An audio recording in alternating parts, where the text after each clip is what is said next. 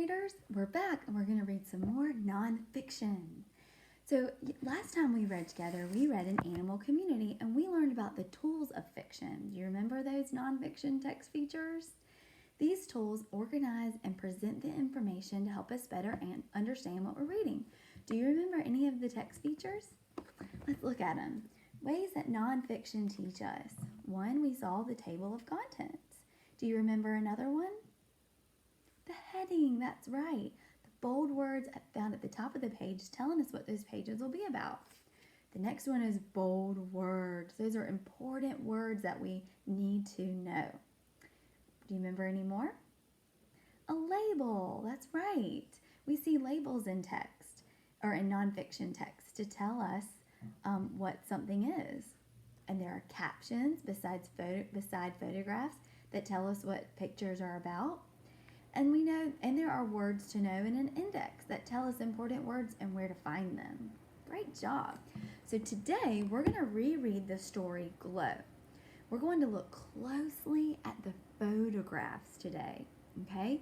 And we're going to notice how the pictures really match the words. How many of you have ever visited the ocean before or an aquarium? Well, the subheading of our book is Animals with Their Own Nightlights. So I want you to think about, what does that mean? Animals with their own nightlights. Well, I've been to the beach, but I'm not sure I've ever seen animals that glow or have nightlights before. So as we reread this book, let's get our brains ready to notice how the photographs really help us understand what we read about these bright and unique sea animals. We will discover how these beautiful photographs give us more information. We're also going to notice how different font sizes help us read information. Let's read about and explore photographs of these amazing animals. Now, this book is so dark that I'm going to move somewhere.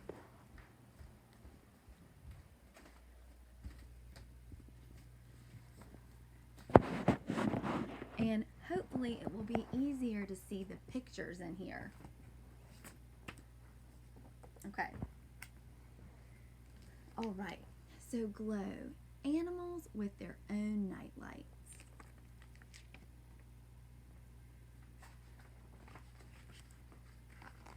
Glow, animals with their own nightlights by W.H. Beck. Okay. It's called bioluminescence. Bioluminescence is when living things make their own light. They glow.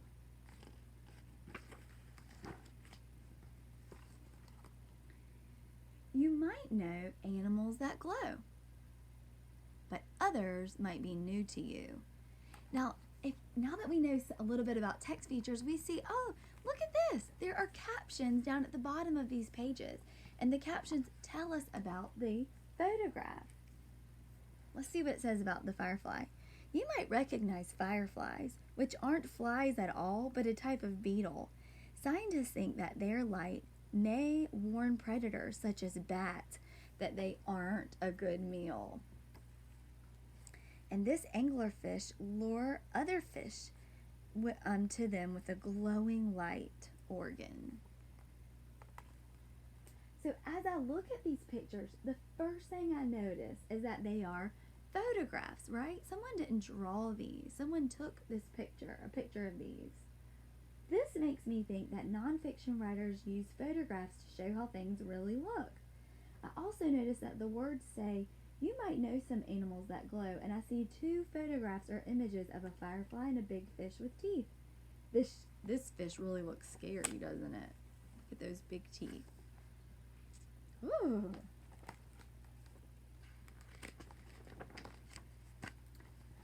Some grow on land.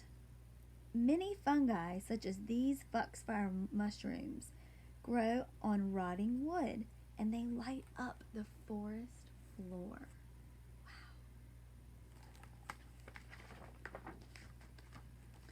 Some glow in the air. Fireflies blink and flash to talk to other fireflies. They find their mate using their light too.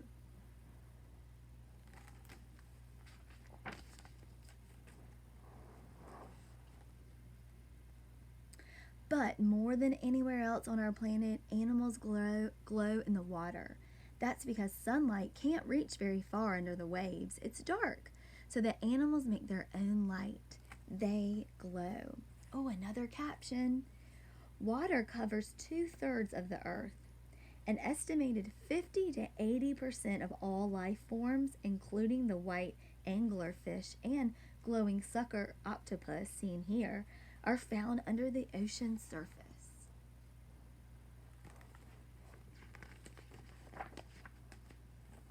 Are you wondering how animals glow? They have special chemicals called luciferin and luciferase in or on their bodies. Luciferase in or on their bodies. These chemicals mix with oxygen to make light. Why do they glow? Well, they glow to hunt. Look at this guy. This caption says, the scary dragonfish lures its prey with a light near its mouth. When a fish comes by to check it out, the dragonfly opens its jaws and scoops it in. As I look at this photograph, I notice the photographer used zoom-in shots to show the pointy teeth up close. You see those pointy, scary teeth? Ah! We don't see the whole body of the scary, scaly dragonfish. Instead, we see a large head with pointy teeth and a mouth that's wide open. So that's why the photographer did that, because the author wanted the words to match. They glow to hunt, and they hunt with those sharp, scary teeth.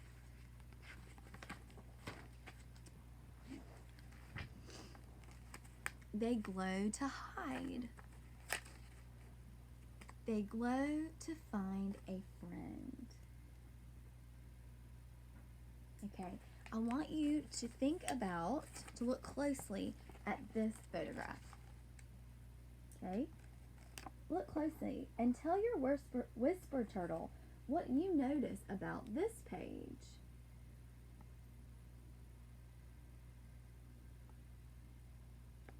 Okay, now look at this page. Why is this one so dark?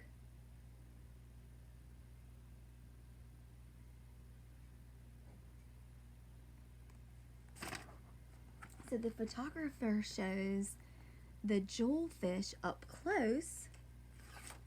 So, because it's called a jewelfish, so you can see all the glitter. It looks like glitter glowing on this octopus. And then this one glows to find a friend. Not only is it dark deep in the ocean, but there's a lot of room. Lanternfish find other lanternfish with the lights on their sides. Bioluminescence is the most widely used form of communication on the planet. So it shows he's dark, and it just shows his little bits that light up when he wants to find a friend.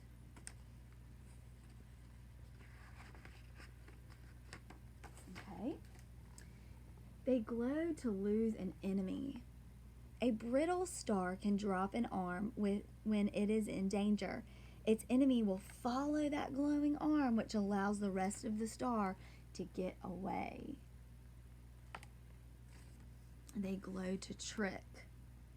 Small fish follow the light on the tip of the gulper eel's tail, thinking it's a piece of food. They get close and then gulp. The gulper eel's hinged pelican-like mouth allows it to swallow animals even bigger than it is. So now look closely on these on these pictures. Okay, notice the star's arms. See how it's so clear? You can see the little the star's arms. And then this page it's kind of blurry. And so why would the photographer want this page to be blurry? Because this page is talking about how he moves and gulps up his enemies to eat them. So when it's blurry, it suggests that he's moving. So that helps us better understand the eel. They glow to invite. Glowworms like these in a cave in New Zealand are actually firefly larvae. Their light draws insects into the cave. Then the glowworms snag them with sticky silk threads hung from the ceiling.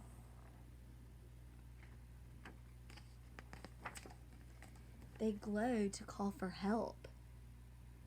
Adelo jellyfish act as a bulgur alarm. They light up when attacked in the hope that a larger animal will come eat their predator. They glow to fight back. When the deep sea Spanish dancer is threatened, its outer skin lights up, comes off, and sticks to the attacker. Now the predator is at risk of being spotted and eaten by its enemies. Meanwhile, the deep sea dancer makes its getaway.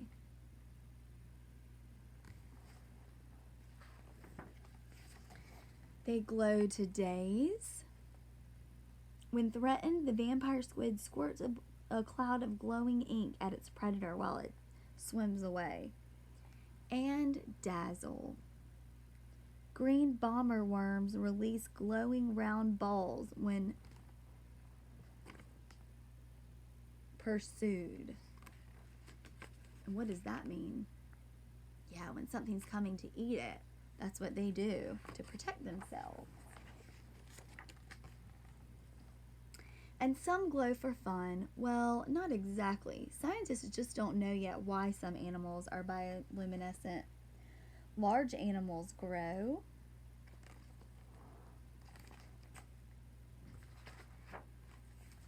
And little animals glow. Look at the large number of sea animals on this page. If it says little animals glow, why are there so many? Pull out your whisper turtle and tell them what you think.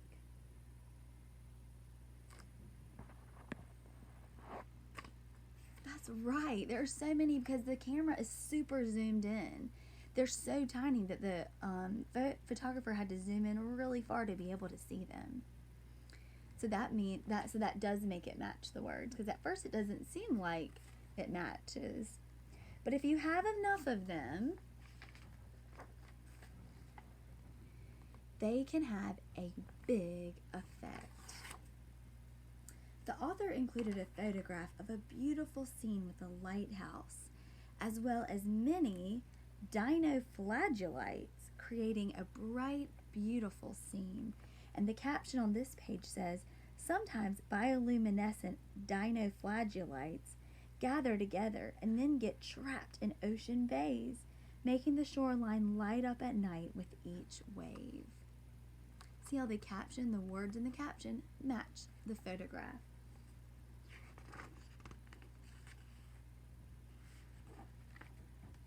Some living things make their own light. They glow. It's called bioluminescence, and now you know. The end. Wow, wasn't it fun to discover more information about animals that glow? Let's add more ideas to our chart about using nonfiction to teach information. Okay, let's go back in here so you can see better.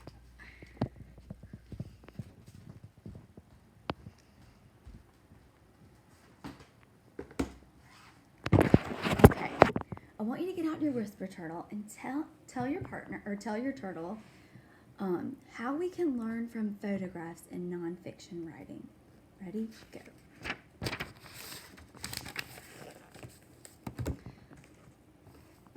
Okay, so now that you've thought for a minute and got to say out loud your ideas, let's decide together. How do photographs help us better understand what we read in nonfiction? Well, one thing is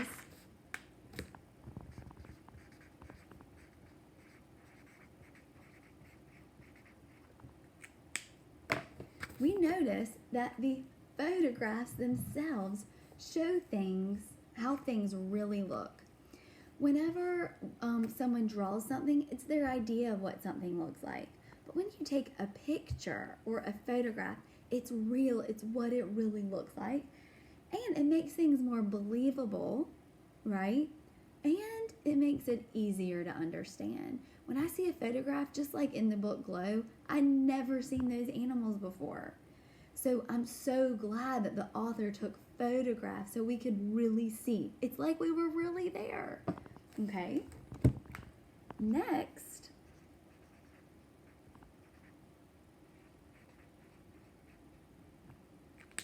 one off the page. Zoom in shots. So zooming in shows important details, just like in Glow. I went into the darker room so the pictures would come out so you could see those important details better. Still not the same as if we were together, but the closer you are, you can see those details. So it's really nice when nonfiction has zoomed in pictures too. Another way that photographs help us understand what we're reading in nonfiction is action, just like the eel. Do you remember the eel? He was kind of blurry. Again, it was kind of hard to see. But his photograph is blurry, and that shows action. It shows the eel moving. So it can show how things actually move, which teaches us new information. And the last thing that photographs help us learn are details.